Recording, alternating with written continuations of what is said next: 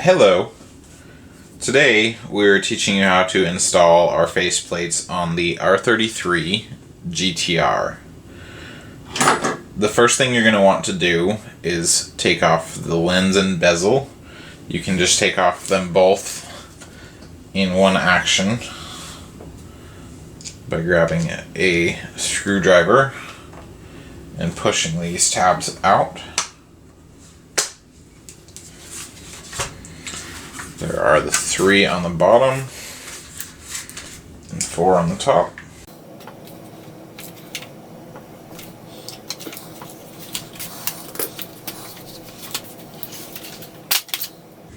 And then set those off to the side. What you're going to want to do before you go very far is choose which side to start from. I like to start on this one on the right side, and you will see where your needle stops are for each gauge. Take a picture of that. Up is like how it is. Yours may be different from that, so just don't rely off of just this. You can lift it over the stopper pin carefully and then check the other side and see where it is. There as well.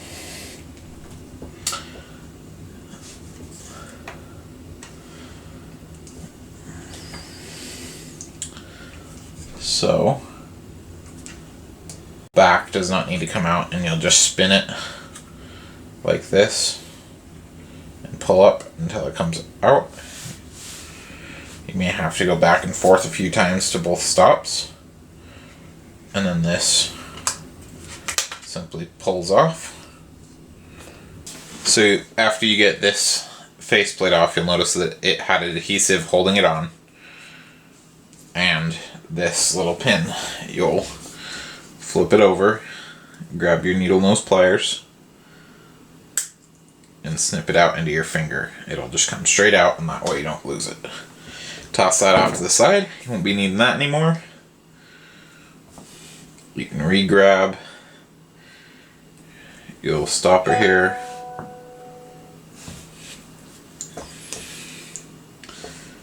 Toss that off to the side. Grab your faceplate. Leave the backing on for right now. Do a test fit. Make sure everything lines up. Looks good. So you can see we press it over these 2 pins before you go for it. And then we'll grab this up. You might need a little bit of help getting that first edge there. Just make sure not to scrape the face backing too much.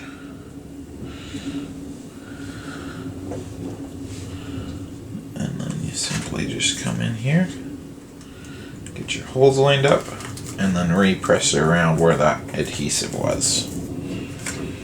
Next thing you're going to want to do is line it back up. You stick it on lightly. You can see that that's way too far. The bottom side wasn't enough. So just reference your pictures on that.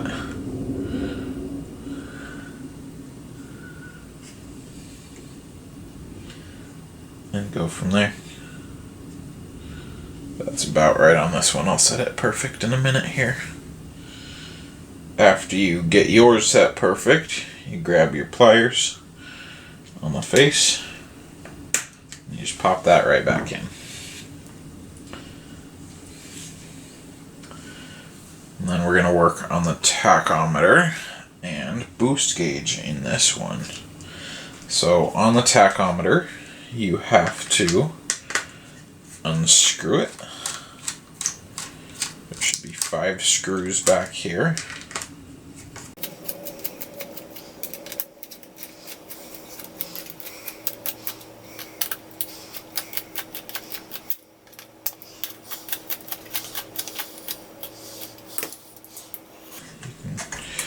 Probably leave them in. They'll just fall out in a second here if we got them all undone. So then you pull them all out. Set this off to the side and push these screws out and just use them in a minute.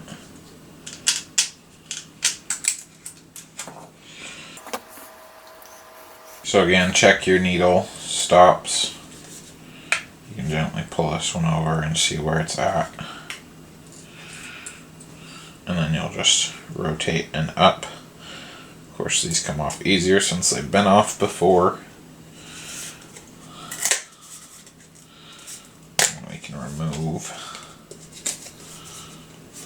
this faceplate. It'll have this little black section attached to the back. You'll want to pull that off. Save that for later. And also pop off the stopper pin and save that for later. That off to the side. Now to get down to this boost gauge, we've got to switch to a fairly small Phillips. Take out these 2 screws. So the whole reason we have to take this one out of the cluster is for this boost gauge. If yours doesn't have a boost gauge, if it's one of those versions, then you don't have to take the tachometer out of the cluster. And before you disassemble this one, you'll want to check the stops. Take your pictures of those. And then rotate the needle off and up. Undo the 2 more screws.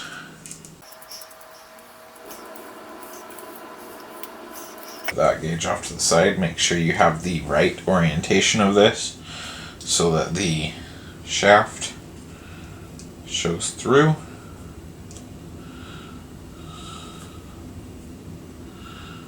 Replace the screws.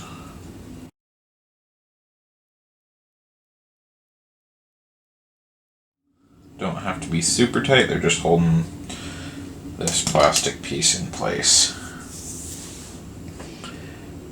From there, we'll put the needle back on. Check your stops. Don't press it on too hard. Just check and make sure that everything is all good. And then press it on a little bit harder. You don't want it to touch the face when it's on there, but you want it to be solid. And then we'll screw it back on to the tachometer base.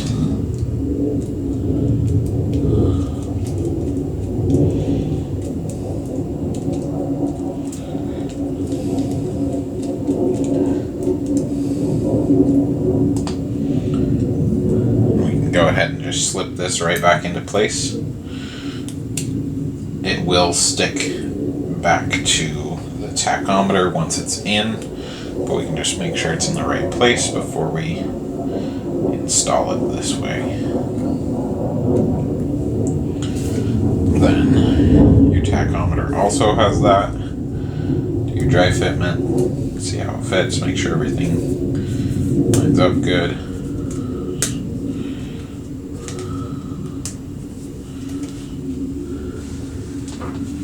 I use this little pick tool to start these off. They're down there pretty good. That it's nice and strong.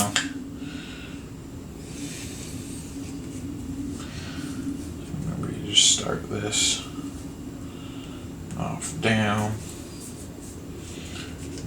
press it down up here.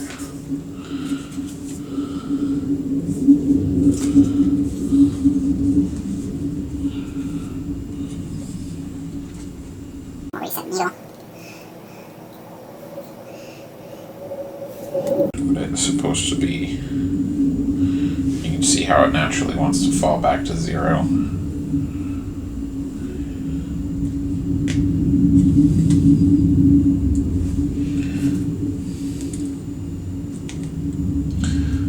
Pop the stopper pin back in. And then we can screw that back into the cluster. Then we unscrew the speedometer. There should be 4 screws on this one.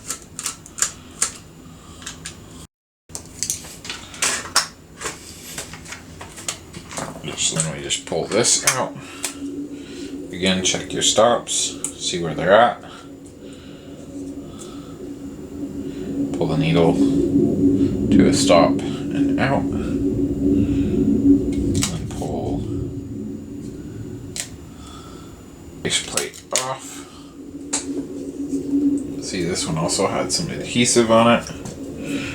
We'll save our stopper pin.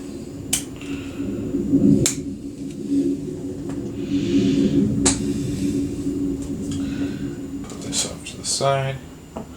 And we're not going to finish this one quite yet, since it goes over the fuel gauge. We'll remove those as well. We'll finish those and then put the speedometer back together.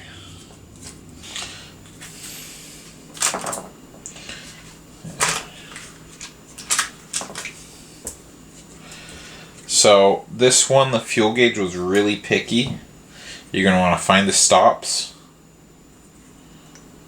wherever they are on yours, and then you've got to go underneath and grab the shaft of it, which is the metal part under here, with your pliers so that you don't pull the shaft out. The fuel gauge was the only one that I saw any issues with. If you feel like you're pulling the shaft out, you can always go back on the back side and hold it. It's a lot better to hold it from the back side than pull the shaft out. Pulling the shaft out will ruin most clusters. You'll have to get a new one. So you hold that shaft and pull the needle around and up. Now keep track of which needles are which. I like to lay them in order. Do the same thing on your coolant gauge. Check your sweep. And then up and out.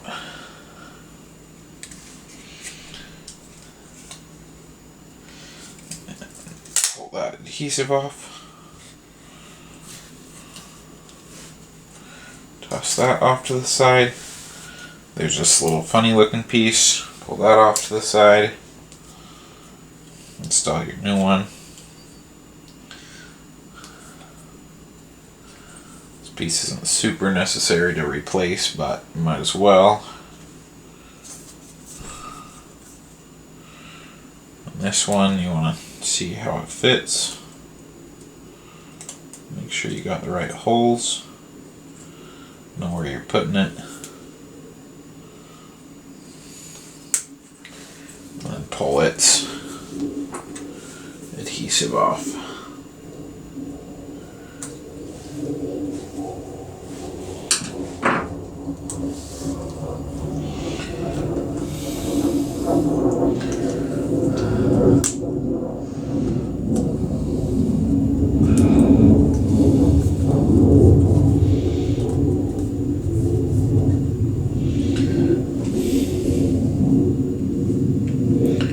And grab your needles, make sure you're grabbing the right one.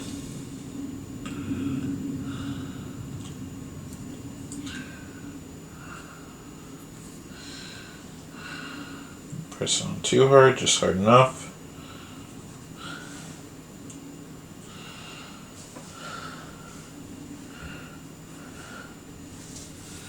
Oh, looks like we missed a stopper out of that. Grab our stopper.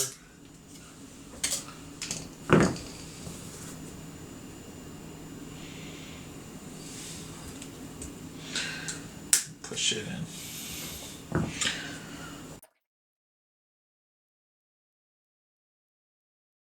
This back together. We will put our speedometer back in without the faceplate. A little odd. It helps line things up. Want these all the way tight so that it can move around a little bit. This has to line up with this.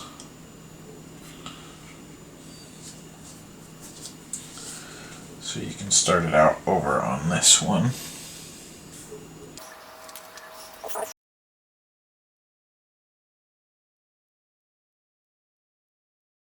Do these guys a little bit as well.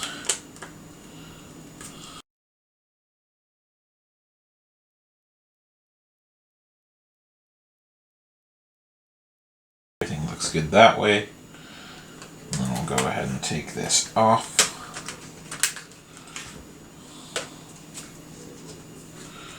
Remember exactly how we did that. Grab off this.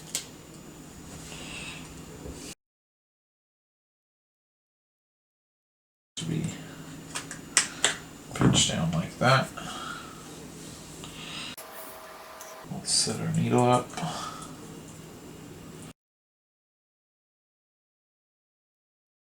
Sit down, hold it in, and then go back and tighten up your 10 screws back here that hold everything in place. Your needle stopper.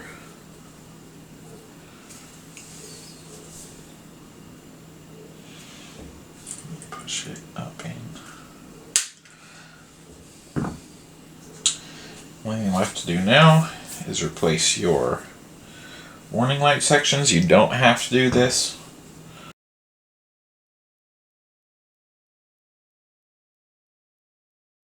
At this point, you've got all your old faces. Don't need those anymore. You're going to want to grab a microfiber cloth and a little bit of a light cleaning solution. You don't need anything heavy. This is just some baby shampoo and water. Cleans off the grease, doesn't leave any residue.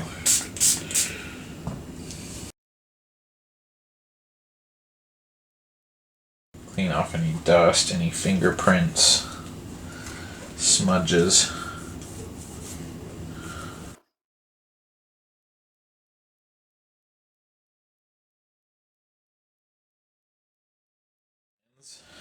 And bezel, you may want to separate these out and do the same thing with them. Clean them off, make sure there's no dust in there, make sure everything's all good.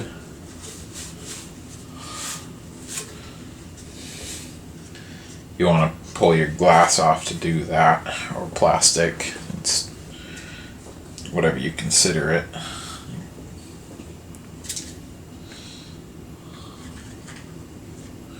Stick that back on there. Make sure there's no dust or fingerprints. These things are fairly hard to fingerprint on our version. The Nissan stuff isn't too hard to fingerprint and never have it come off. But we've got some stuff that is fairly oleophobic. And then you'll snap this back in. You'll hold those edges down. Again, look over it, make sure there's nothing missed, fingerprint or dust wise.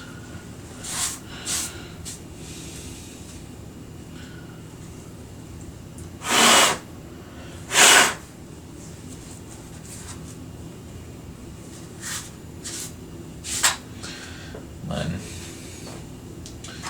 double check all of your screws in the back that you loosened. You just want to make sure